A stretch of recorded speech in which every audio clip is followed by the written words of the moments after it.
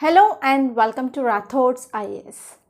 Today in this session, we are going to see current affairs of February 8th, 2024. So first of all, we are going to take PDF of Delhi edition of Hindu and we are going to pick out the articles. After picking out of articles, we are going to see in how many dimensions we can think about that topic. And this multi-dimensional approach is very important from our UPSC point of view, because you have to write mains answers. Okay, so that is the second stage of your examination. So if you want to write answer in a multi-dimensional manner, you need to think in multi-dimensional manner. So whenever you start your preparation, okay, so this exercise of thinking multi-dimensional manner, so I will make you to learn through this current affairs videos every day. So if you're watching this current affairs analysis of Rathods IAS, please do watch daily, and consistency and perseverance is very important in your UPSC journey. Try to maintain that. Okay, so let us see the front page. So this is front page of Delhi edition of Hindu, and I found like most of the articles which are not at all relevant from our examination point of view from this front page. So here you can see one article, that is satellite aided toll collection likely soon, and we are going to see this topic from page number 12. Just heading from this front page is important, and we are going to see like every matter which is given detailedly in this page number 12. Okay, so that's it from this page number 1 or this front page. So in this city page also I found nothing which is important from our UPSC point of view. Yes, if you move on to the states page, so in this page also I found nothing.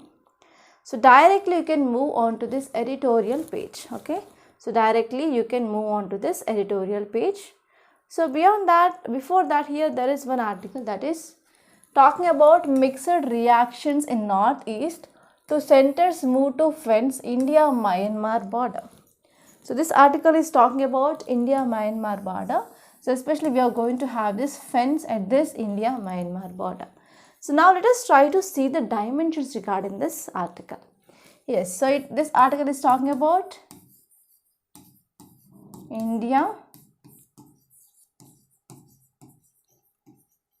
India-Myanmar relations.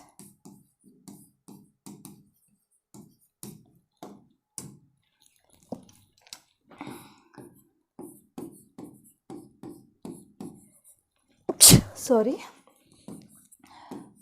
Okay, so this India-Myanmar relations topic is important from your GS paper 2 under international relations. It is important from bilateral relations. So it is important from the topic called as bilateral relations. So first you have to know why this India-Myanmar relations is in news. So why? So recently our Union Home Ministry said that we are going to come up with a fence at this India-Myanmar border. Still now we have open borders. So till now we have open borders between India and Myanmar, and at that open borders we have free movement regime.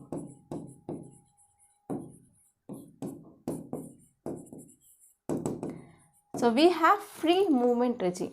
So under this free movement regime, for example, let us consider this as a border between India and Myanmar. So through here for 15 kilometers here and 15 kilometers here, so people can easily move. So under this free movement regime, there is no need of visa. Okay, there is no need of visa to enter into the boundary of India or Myanmar till this 15 kilometers. But recently here Union Home Ministry said that we are going to come up with a fence across this India-Myanmar border. And second important thing here is now we need visa. Okay, so now we need visa for the movement. So these are the some developments that happened recently regarding India-Myanmar relations. And what are the things that you have to see here is, you have to see history. You have to see history of India-Myanmar relations, and you have to see important areas of cooperation between India and Myanmar. And even you have to see like what are challenges, and you can also see like political condition. What is a political condition or political situation? Because it has been 3 years completed, Myanmar was under military junta. And even one more important concept here is Rohingyas.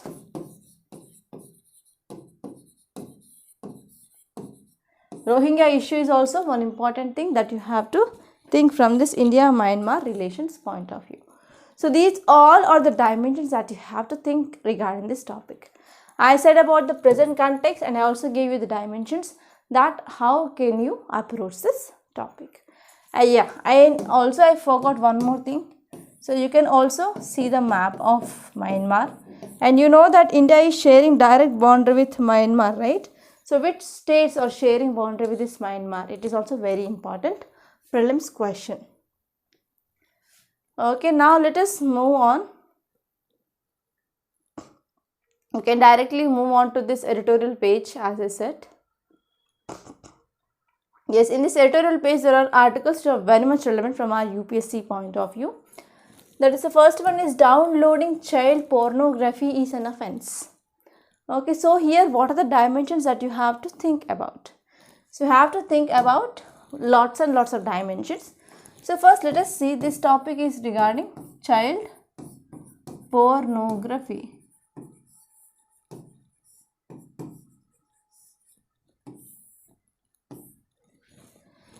So here you can connect this topic with the GS paper 2 from polity point of view. Okay, from society point of view, and from GS 4 point of view, that is ethics, whether it is ethically correct or not. Okay, so here let us see some dimensions. From polity point of view, you have to see what are the laws. So we have POCSO, that is Prevention of Children from Sexual Offence Act, POCSO. Okay, POCSO. And you have to see what are the provisions of this POCSO Act. And before that, you have to know what is the definition of this child pornography. And even from ethics point of view, you have to see like how psychologically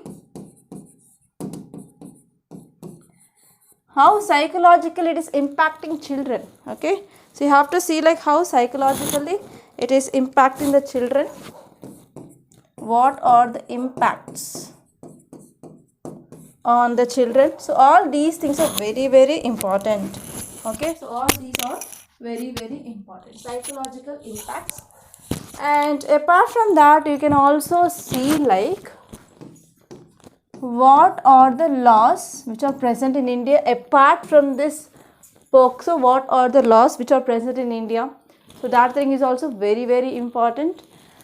And you have to see like what is the data.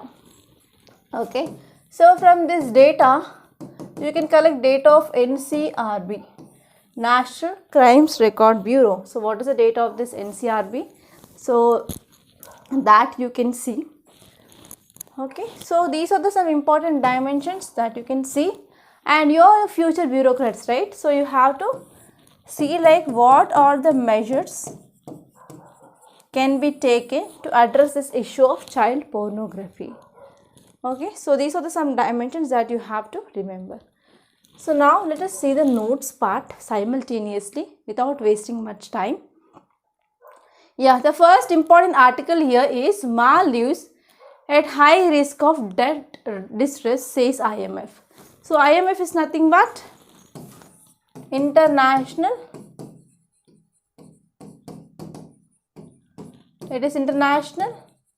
Monetary Fund. So here IMF is nothing but here International Monetary Fund. So now here IMF said that here Maldives, it is at a high risk of debt distress. So despite strong post-pandemic growth, Maldives remains at high risk of debt distress, the International Monetary Fund has warned. So here you can see some dimensions. So I will be writing you the dimensions. So it is talking about India,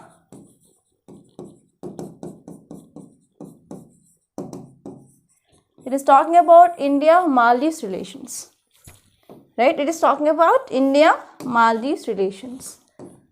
IM. So this topic is important from your GS paper 2 under international relations. It is talking about GS paper 2 under international relations. So here you have to see what are the recent developments. So as you all know that there are some controversial statements made by ministers of Maldives on recent visit of our Prime Minister to Lakshadweep, and they asked India to remove troops and they want to return back even choppers. They want to return choppers, okay, that are gifted by India, and even they are moving towards China. So wherever China is entering, that country will enter into debt trap, that you know. For example, the same thing happened in Sri Lanka. So here you have to know about IMF.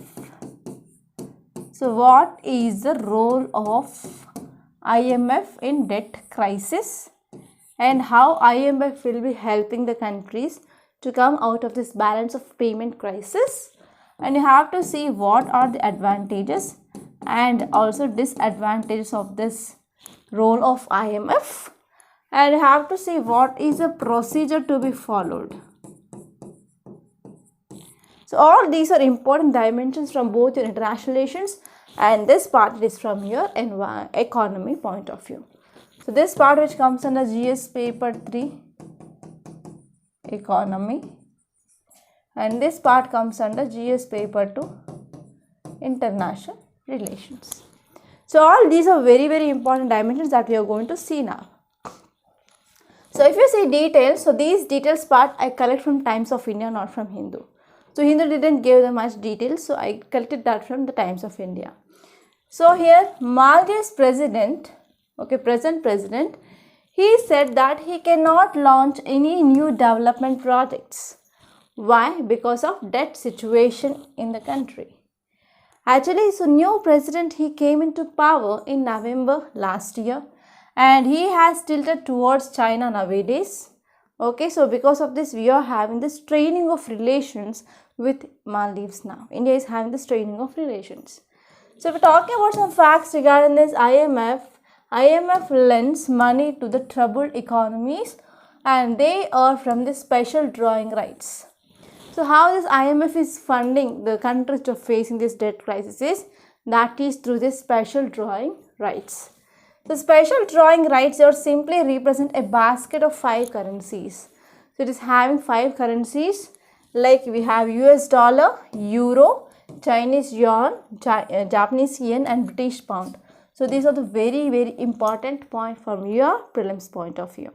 So you can get a question like, so which of the following comes into the part of special drawing rights? So we have here US dollar, euro, Chinese yuan, Japanese yen and British pound. And next one is, so this lending is carried out by the number of lending programs, like IMF is providing extended credit facility and flexible credit line, standby agreements, etc. And the countries they are receiving the bailout, they can use this SDRs for various purposes, which are depending on their individual circumstances. It are based on this individual circumstances. So what are the impacts of providing IMF bailouts? Yes, IMF is providing these bailouts, but what are the advantages and what are the disadvantages? You need to know, right? So first let us see the advantages. So first one is they ensure the continued survival of the country. That will be helpful for survival of the country under the different economic circumstances. So in this way that will help to solve this balance of payment problems. of the country. And next one is, it is also very much helpful to prevent complete collapse of financial system. And next one is insolvency of institutions that are needed for smooth functioning of overall markets that can be avoided. And next one is, they will be also providing some financial support. IMF can provide technical assistance and expertise to help even countries' implementation of economic reforms, and even that will be helpful for strengthening of institutions as well. So these are the advantages of this IMF bailout. And what are the disadvantages? So IMF, it has strict conditions for economic policy reforms that will result in reduced government spending. So whenever there is no government spending, that will be undermining the development of the country. And next one is, seeking an IMF bailout may harm country's reputation in the eyes of investors, lenders, so that it is very difficult for that country to get into international capital markets. They will be not attracting good investments. And repeated IMF bailouts, they can create a sense of dependency on external funding. So that will lead to the dependency on external funding, and even discourage countries from implementing necessary long-term reforms and to address the economic problems. So it is also one important issue. And IMF bailouts, they may be viewed as an admission of economic failure of the government. So because of this, it will lead to political instability. And not only political instability, that even leads to collapse of government. Okay, so next topic that we are going to discuss, it is about child pornography. So now let us see what exactly the meaning of child pornography and what are the content which is important from examination point of view. We are going to discuss that. We are not going to waste time unnecessarily. So child pornography involves creation, distribution and possession of sexually explicit material featuring minors. So regarding minors, if there is any creation of videos or distribution of videos or any possession of sexual content, that comes with this child pornography. And online manifestation, like, so they will be using like digital platforms, exaggerating the gravity of crime. Okay, so these are the online manifestation. And if you see like what is the legal framework in India, so we have legal reference, like we have POCSO. So that is nothing but Protection of Children from Sexual Offences Act of 2018. We came with amendment 2019, and we came with inclusive description, okay, like visual depiction involving child in sexually explicit conduct or spanning photographs or either videos or any computer generated images. So all these will come under the definition of this POCSO. And if you see in Indian scenario, so what is the data regarding this child pornography? So according to 2020, so there were around 738 cases, and that had increased to 969 in year 2021. So within 1 year, there is 1/4 increase of cases, and this is reported by this National Crimes Record Bureau in 2021. So this is authenticated data. And if you see what will be the impact that is seen on children because of this child pornography, yes, we can see lots and lots of negative impact. So first one, it is there on their brain, that is psychological function. So this child pornography leads to depression in the children, or anger, anxiety and mental distress. And even the behavior also, there will be getting some disturbance or changes. So regular exposure to this pornography, that may lead to distorted sense of sexual gratification, and potentially they will be having impact on their real life actions as well. And next one is that will also leads to addiction. Okay, so this is about the impact. And now let us see some facts regarding this POCSO Act. So it is very, very important from both your prelims and as well as from your mains. So a POCSO is nothing but Protection of Children from Sexual Offence Act of 2012. So we came up with this act in 2012 to provide robust legal framework. Actually, we are focusing on protection of children from offences of sexual assault, sexual harassment and as well as pornography. And even we are focusing on safeguarding the interest of the child at every stage of judicial process. And even we are framing the act to seek to put children first by making it easy to use by including mechanisms like we are coming up with a children-friendly reporting and recording of evidence, investigation, and whenever there is any case which had been filed means we have to go for speedy trial of offence. And we are also having the special courts. And this one is the act which provides for variety of offences, and under these offences which accused can be punished, and even it recognizes the forms of penetration other than penile vaginal penetration, and even other forms can be also included. So which are the other offences which are included under this act? You need to know. The first one is penetrative sexual assault. That means insertion of penis into vagina, okay, or any other body part, not only vagina but even other body parts like urethra, anus or mouth, and asking child to do so with them or some other person. So this is the one of the important offence that will comes under this POCSO. And next one is sexual assault. So when person touches a child or makes a child touch them or someone else, yes, that will comes under the offence under this act.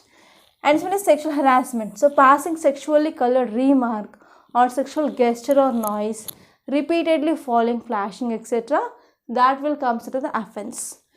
And this one is even child pornographic, making the content, etc. And this one is aggravated penetrative sexual assault. Okay, so all these will come under the offences. And now let's go back to our page, editorial page. So next topic it is about equity concerns with banning fossil fuel extraction. So now let us see some dimensions. So this article is talking about phasing out of fossil fuels. So what it is talking about? It is talking about phasing out of fossil fuels. So this article is talking about phasing out of fossil fuels. So this article is important from GS paper 3 under environment and ecology. So now let us see the dimensions. You have to see energy. So we have like two types of energy. So first one is conventional and next one is non-conventional. So if you are not free with this conventional or non-conventional, you can use renewable and as well as non-renewable sources. And you have to see examples. And especially it's talking about fossil fuels, right? So you have to see examples of fossil fuels. Not only examples, you have to see like percentage of the fossil fuels that we are using in India. And next one is other countries. And you can also see like employment opportunities it is providing. And even you have to know about COP28, UNFCCC, and also Paris Climate Deal.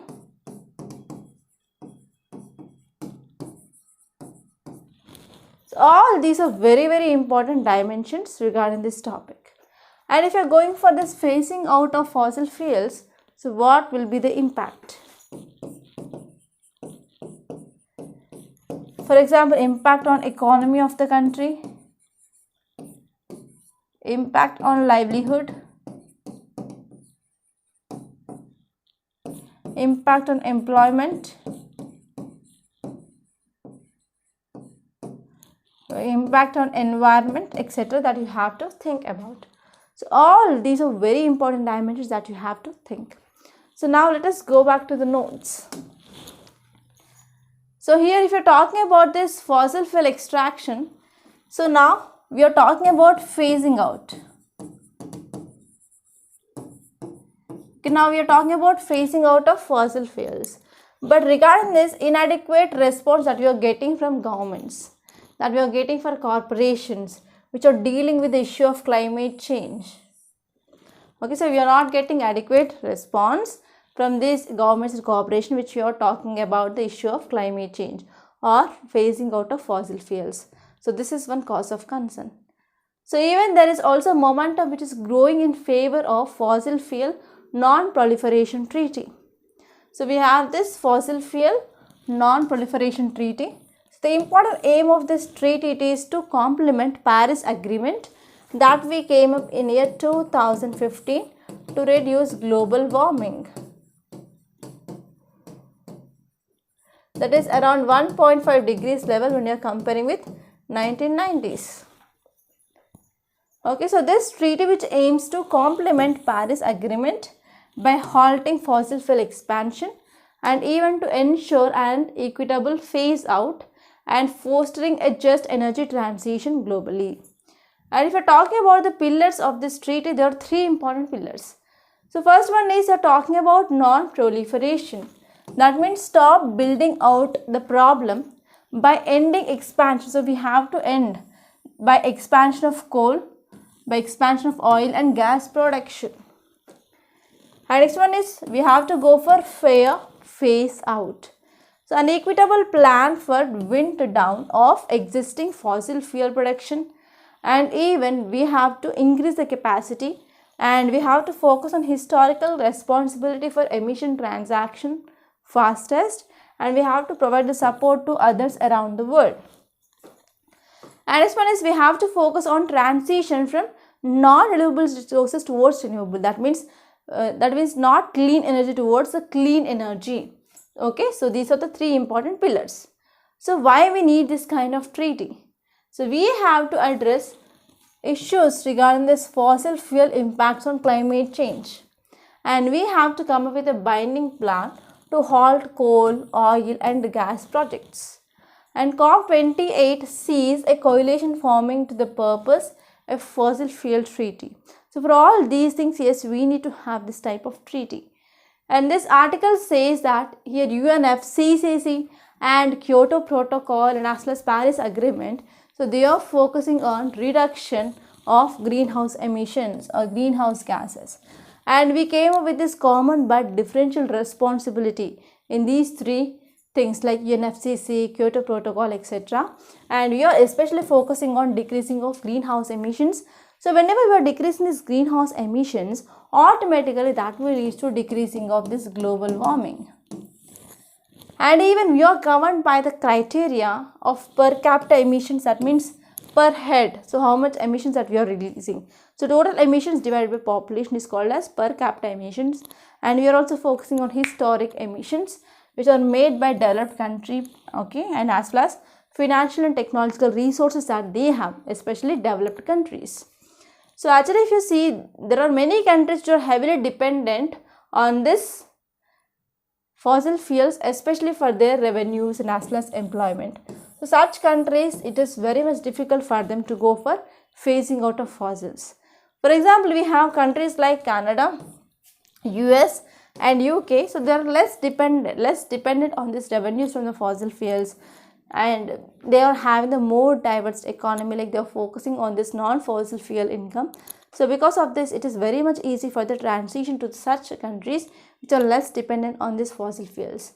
But on another side, here we have countries like Azerbaijan, Congo, Iraq, Nigeria, Oman and Timor-Leste. So these countries, they had heavily dependent on these fossil fuels for their government revenue. And because of this, here what happened, it will be very, very difficult for these countries to go for phasing out of these fossil fuels. And what is the situation of India? In India, nearly 3.6 million people in about 159 districts, they are rooted in the fossil fuel economy through direct or indirect jobs which are related to coal mining and as well as power sector. So here in countries like India, already we are facing problem like unemployment. Unemployment percentage is very high. So if you are going for this phasing out of the fossil fuels, so this like coal, which is providing the lots and lots of employment opportunities. So if you are going for phasing out means, so will be also affecting the employment opportunities in India. So this is a situation which is present in India. So here this article says that India cannot afford to transit towards cleaner fuel without adequate transition support, and without the suitable economic opportunities and livelihood of those who are affected. So if they are not coming up with the solutions for these problems, yes, we can go for transition. Unless and until if you are not clear in these problems, we can't go for this transition. Okay, so this is about the gist of this article. And next topic is about FCRA licenses cancelled most from Tamil Nadu. So this article is also very important. So if you see context, it says that last week CBI registered a case of alleged Foreign Contribution Regulation Act, that is FCRA violation, against human rights activist, that is Harsh Mander, and his NGO Centers for Equity Studies. Okay, so here the agency allegedly found that NGO transferred some amount to certain individuals from the FCRA account apart from salary or wages or remuneration. So because of this, it is violating the act. So now let us see what is FCRA and what are the provisions of this FCRA. So FCRA implemented under the supervision of Ministry of Home Affairs. So it is very important plus fact. Under which ministry? Ministry of Home Affairs. An order for foreign donations to persons and organizations to the complaint with the principles of sovereign democratic republic. And this law which is controlling this foreign contributions. So talking about this law, so this law which enacted by the parliament, and this act why we came up, because to regulate foreign contributions, okay, which is provided to certain individuals or any associations or NGOs which is present in India. So this act which is consolidating was originally passed in 1976 itself and has been modified in the year 2010. And this act which aims to prevent foreign organizations from influencing electoral politics, social, political, economic or religious discussions in India, and for wrong purposes and activities detrimental to the public interest. Okay, and even this act which falls under the purview of Ministry of Home Affairs, and foreign contribution is nothing but donation or the delivery or the transfer which is made by the foreign source or any any article, okay, like any currency or security, all these will come through this FCRA purview. And the contributions made by a citizen of India who is living in another country, that is NRI, from his or her personal savings to the normal banking channels will not be treated as foreign contributions. So this is very important point. So NRI who is giving his or her personal savings, they will be not contributed under or not counted or treated under this foreign contributions. So these all are the important things that you have to remember from this article point of view. And now let's go back to our page. So here you can see about this article of physical consolidation. So in yesterday's class itself I did about this physical federalism. So you can refer that topic. And I discussed about this topic of FCRA just now. And next topic is about history of Northern Ireland conflict. So you have to know about where is this Northern Ireland is located. Especially you have to see some map of this Northern Ireland. So now let us see this article in detail. So if you see here, why it is news? Because Northern Ireland is governed by a power sharing agreement. So this agreement believes that power should be shared equally between various sectarian groups in the state. Okay, power should be shared between the various sectarian groups in the states, like between pro-Irish unity faction, that is called as nationalist or Republicans. Okay, and we have next one is pro-UK faction. So they are loyalist or unionist. So between this loyalist or unionist and between this Republicans, yes, there is a power sharing agreement in Northern Ireland. So Northern Ireland was a site of about 30-year civil war, that is between 1968 to 1998. So this is also known as the troubles between Republicans and Unionists, and in this war about 3,500 people never died or they were killed, and the war was finally ended in 1998 with the signing of Good Friday Agreement in Belfast. So this Good Friday Agreement is a very unique agreement, okay, of the peace treaty. So it is talking about the demands from both the sides of the conflict, and one of the main provision of this treaty was that the people of Northern Ireland they could seek reunification with Ireland anytime subjected to a referendum. So these are some important things that you have to remember from this article point of view. And now let's go back to our Hindu paper. Okay, now you can move on to this news page directly.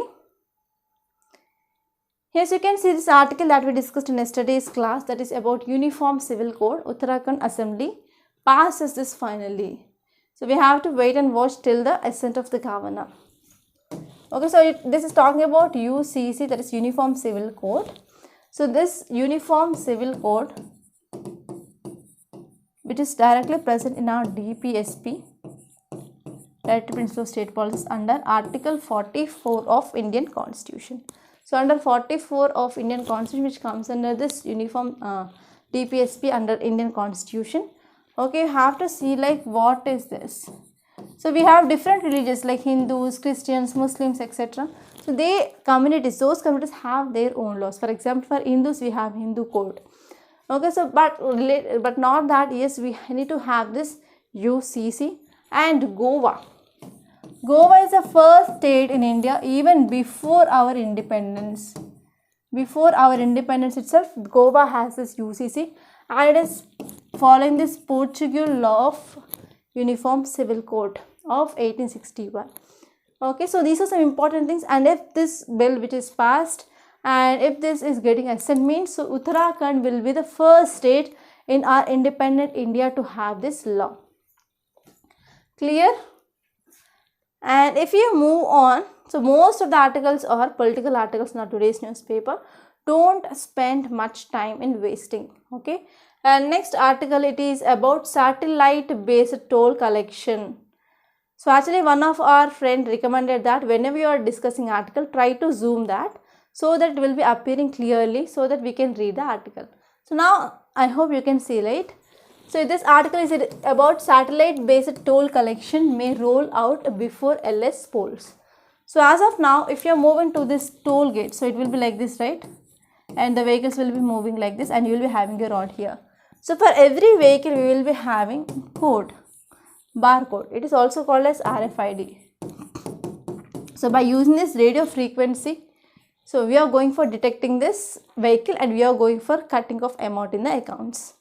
So as of now here, the government which is planning to implement satellite based toll collections on highways before this model code of conduct for Lok Sabha election kicks.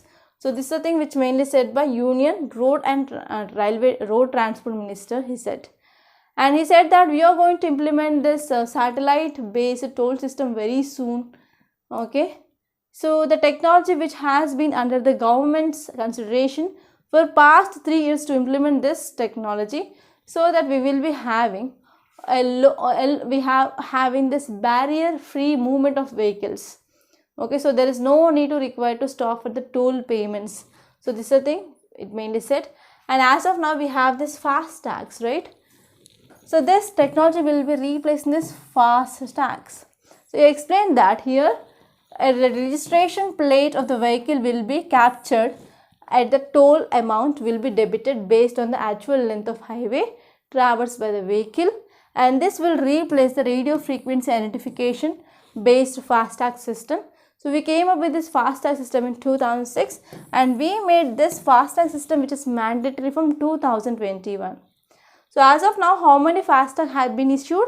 Like 8.13 crore tags has been issued, and it says that about 98% of penetration has been achieved.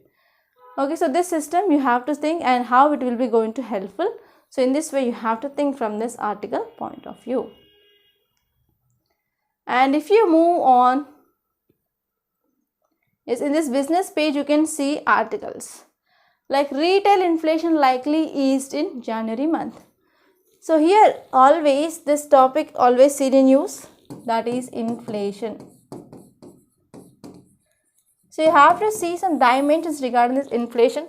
So inflation is a very important topic from your GS paper 3 under economy. So here what are the dimensions that you have to think? The first one is,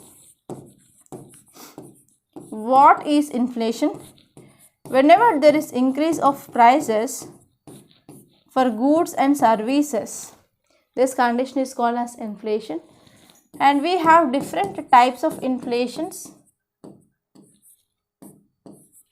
So which are those types? The first one is cost push. Next one is demand pull. Next one is built-in inflation. Cost push, demand pull and built-in. And now you can see like what are the causes or what are the reasons for the inflation. Okay, what are the causes and what are the reasons? So apart from this, you can also see like what is the impact of inflation. And you have to see the role of government and role of RBI to control inflation. So here again one more concept, that is what is this fiscal policy, what is it monetary policy. So all these are very important things that you have to remember from this topic. So these all are the dimensions that you have to think about. And next topic is energy reforms kept fuel prices affordable. So you have to see like different kinds of fuels. You have to see different kinds of fuels. So here you can focus on energy topic again. First one is renewable energy. Next one is non-renewable energy. Okay, you have to see examples of both. And you have to see advantages and disadvantages. You have to see like imports of fuels. So all these things are very important. And on sidelines you can see what is this OECD and what is this OPEC and what is this OPEC plus. Okay, so all these are very important topics related to this. So these are the most important articles that appear in our today's Hindu newspaper. Now I will show like where you can get the notes of this class. So you can get the notes of this class from our Telegram channel. Yes, this is Telegram channel Rathods IS classes. So here you can join this channel so that you will get the notes of this class in PDF format and you can download them easily. And this is our YouTube channel Rathods IS Academy. Please do subscribe to this channel. And one more thing is, if you are getting at least 5 to 10 new points after watching this class, so please do hit the like button. So if you are hitting the like button, then that will be boosting me and I will be coming with much more content that will be useful for your preparation. And I want to make your preparation simple to make you understand current affairs, what is happening around you. And next one is, this is our website, Rathods IS Academy website. So here we are offering wide range of courses. And one thing I want to say is, if you want to take the foundational course, so this is the best, very best and affordable platform. So we are going to give you entire foundational course for 2025 and 2026 just at the cost of 20,000 rupees only. So within this 20,000 you will be getting A to Z from prelims to mains. So try to join this course, and if you want to ask details regarding this foundational course or any other course that we are offering, so you can call me on this number 8074765513. And prelims is very near. And students, if you are having any doubts regarding any subject like history, economy, geography, polity, so click on play course and you can watch the demo videos. And if you want to take entire course, you can click on buy now, and the cost of each course will be not less than, okay, not more than 3,000 rupees. Okay, it will be less than 3,000 only. So try to purchase. It is very affordable. Okay, so that's all. And if you want to talk to me, so you can contact me on WhatsApp. And within 5 to 6 days, I will be available in Ashok Nagar. So if you want to get mentorship for prelims or mains, so if you are from Hyderabad, then feel free and you can contact me. You can come to the office. So I will be giving you the address soon. Okay, it is nearby Paradise in this Ashok Nagar, and there you can also see like hot chips. Okay, yeah, that's all. Thank you so much for watching, and if you really like this class, don't hit the don't forget to hit the like button. So please don't leave the class without hitting the like button, and please do share this class to your friends. And thank you so much for watching.